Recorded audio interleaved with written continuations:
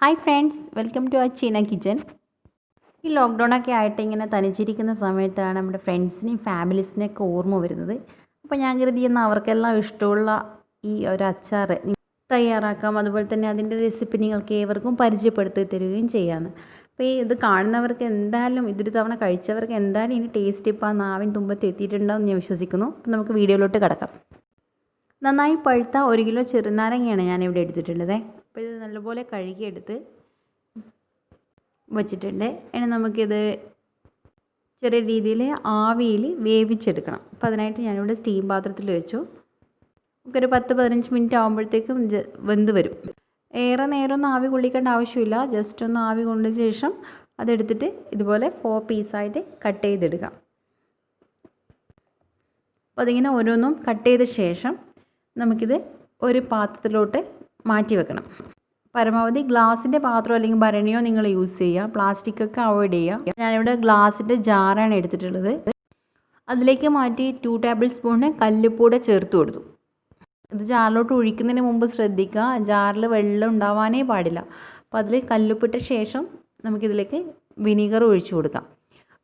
വെള്ളം ഒഴിക്കാൻ പാടില്ല. വെള്ളം ഒഴിച്ച് കഴിഞ്ഞാൽ എളുപ്പം ചീത്തയാവും. അതുകൊണ്ട് വെള്ളമില്ലാതെ നന്നായി തുടച്ചെടുത്ത ജാറിൽ വേണം ഇതൊഴിക്കാൻ.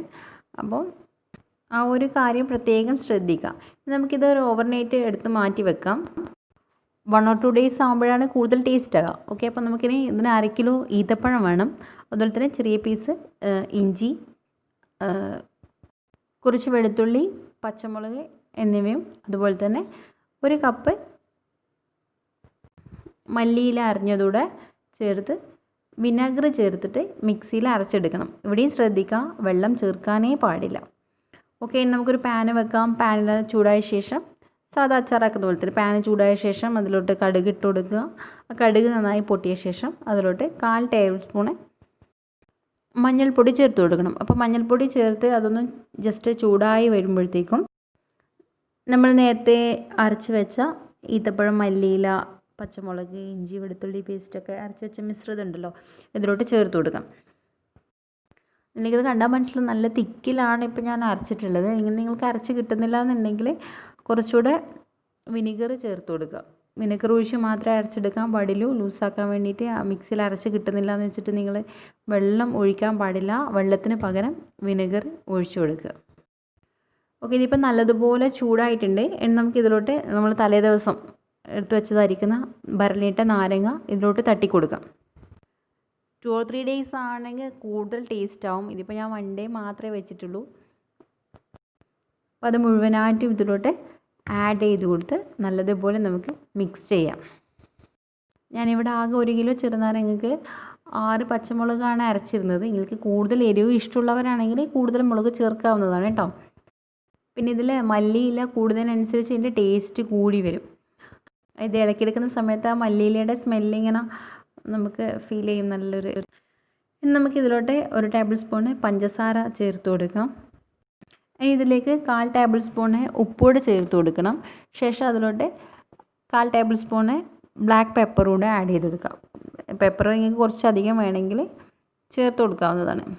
ഇനി ഇതൊരിക്കൽ കൂടെ നല്ലതുപോലെ മിക്സ് ചെയ്തെടുക്കുക. ഇപ്പോൾ നിങ്ങൾക്ക് കണ്ടാൽ മനസ്സിലാവും വളരെ ടൈറ്റായിട്ടാണ് ഉള്ളത്. നിങ്ങൾക്കിത് ലൂസാക്കി എടുക്കണമെന്നുണ്ടെങ്കിൽ ഇതിൽ വീണ്ടും വിനെഗർ ചേർത്ത് കൊടുത്താൽ മതി. ഇതിൽ വെള്ളം ചേരുമ്പോൾ ഇത് സംഭവിക്കുന്നത് വെച്ച് കഴിഞ്ഞാൽ ഒരു കയ്പ്പ് രുചിയാണ് ഉണ്ടാകുക. അപ്പോൾ അതുകൊണ്ട് വെള്ളം ആവാതിരിക്കാൻ പരമാവധി ശ്രദ്ധിക്കുക. മാത്രമല്ല ഇത് വെള്ളമായി കഴിഞ്ഞാൽ എളുപ്പം ചീത്തയായി പോകും. അതുകൊണ്ട് നിങ്ങൾക്ക് ലൂസാക്കണമെന്നുണ്ടെങ്കിൽ വെള്ളത്തിന് പകരമായിട്ട് നിങ്ങൾ വിനെഗർ മാത്രം യൂസ് ചെയ്യാൻ ശ്രദ്ധിക്കുക. ഇനി കേടുവരാതെ നിങ്ങൾ സൂക്ഷിച്ച് വെക്കാൻ ഉദ്ദേശിക്കുന്നതെങ്കിൽ ഒരു ഗ്ലാസിൻ്റെ ജാറിൽ എടുത്ത് മാറ്റി വെക്കാം. നല്ല എയർ ടൈറ്റിൽ അടച്ച് വെച്ച് അതിന് മുകളിൽ കുറച്ച് ഉപ്പ് വിതറി കൊടുത്താൽ മതി. ഏറെക്കാലം കേടുവരാതെ സൂക്ഷിക്കും. ഈ റെസിപ്പി ഇഷ്ടമായിട്ടുള്ളവർ ലൈക്ക് ബട്ടൺ ക്ലിക്ക് ചെയ്യുക. കൂടാതെ നിങ്ങളുടെ ഫ്രണ്ട്സിനായി ഈ വീഡിയോ ഷെയർ ചെയ്യുക. നിങ്ങളുടെ അഭിപ്രായങ്ങൾ കമൻറ്റ് ബോക്സിലൂടെ അറിയിക്കുക.